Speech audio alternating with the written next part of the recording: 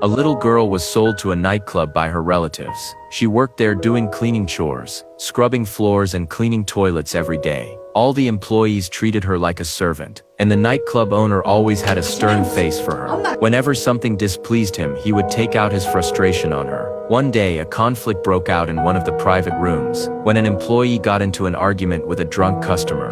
Subsequently, the owner called the little girl to clean up the room, but the customer was still so angry that he threw things around. As a result, the girl was accidentally injured. However, the owner didn't take her to the hospital but only gave her basic disinfection treatment. The girl felt both wronged and heartbroken. Yet she could only endure it all alone because she had no one to rely on here. The only people who could help her were two debt collectors. Not long before this, Anna and her mother had been targeted by two debt collectors. Anna's mother and father had previously borrowed money from loan sharks, but then Anna's father ran away with the money. Anna's mother couldn't repay the debt, so she had to hide with Anna constantly. Seeing that they couldn't recover the debt collectors took Anna away from the street in broad daylight. This way, Anna was separated from her mother and became collateral for the debt. The uncle brought Anna to the car. Seeing that she kept crying, he casually tossed her a small toy. The debt collector told Anna that as long as her mother paid back the money on time, he would send her back to her mother. However, Anna didn't trust this bad uncle. So when the uncle wasn't paying attention, Anna opened the car door and escaped. The two uncles then chased her frantically, but clever Anna hid in a small alley and successfully escaped their pursuit. That night, Anna made her way home following her memory, but there were many police officers at the front door. She stayed hidden outside to avoid being seen by the police, and only sneaked back inside after they left. However, when she opened the door, Anna didn't see any sign of her mother. Anna waited at home until late into the night, but her mother never returned. What Anna didn't know was that her mother could never come home. On the same day that Anna was taken away, her mother Lisa had gone to a telephone booth to call relatives to borrow money. Finally, late that evening, Lisa managed to borrow the money, but as she was leaving the telephone booth, she was caught by immigration authorities. Back then, Anna's father and mother had illegally entered the country, so their status in Korea was that of illegal immigrants. Lisa was taken to the Immigration Bureau and was about to be deported.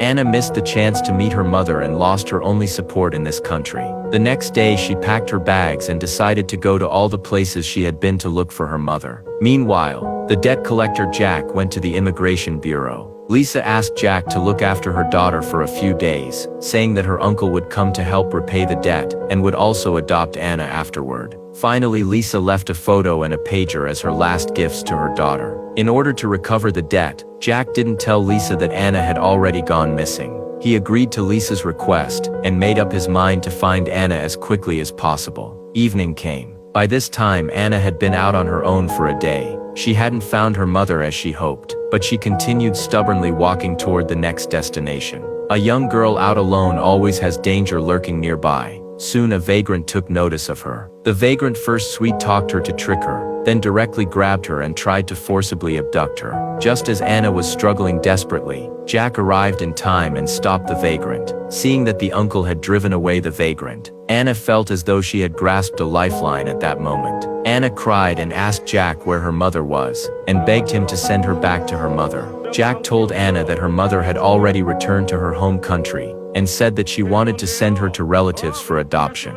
Hearing Anna's desperate and helpless cries, Jack suddenly felt very guilty because he seemed to be the culprit behind Anna and her mother's separation.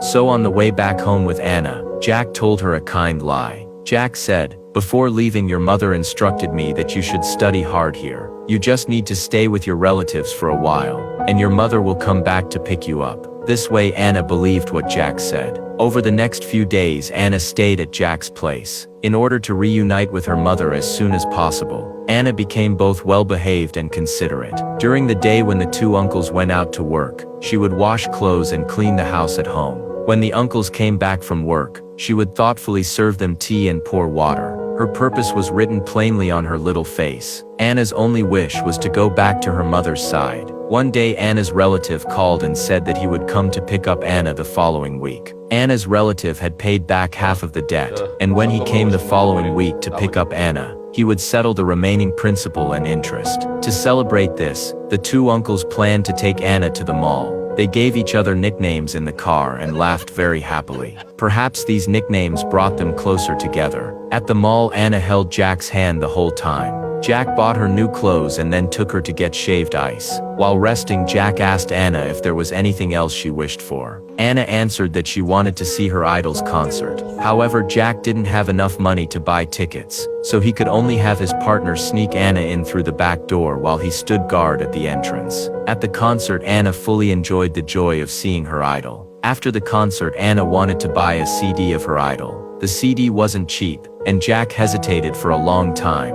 somewhat reluctant to buy it. But seeing the disappointment on Anna's face, he finally took out all the cash he had hidden in his socks and bought her a CD. On the night before Anna left, the two uncles made a cake out of biscuits as a farewell gift for her. However, Anna was not happy. She didn't eat the cake and after blowing out the candles returned to her room in a bad mood. Nevertheless, Jack was equally despondent. During this time, he had developed a familial affection for Anna. As an unmarried middle-aged man, he had experienced the feeling of being a father for the first time through Anna. But Jack had to send her away because Anna was merely collateral for recovering the debt. The next day, Jack took Anna to the train station. While Anna was in the restroom, he spent money to buy her a CD player. When Anna returned, Jack had her open the bag to see what was inside.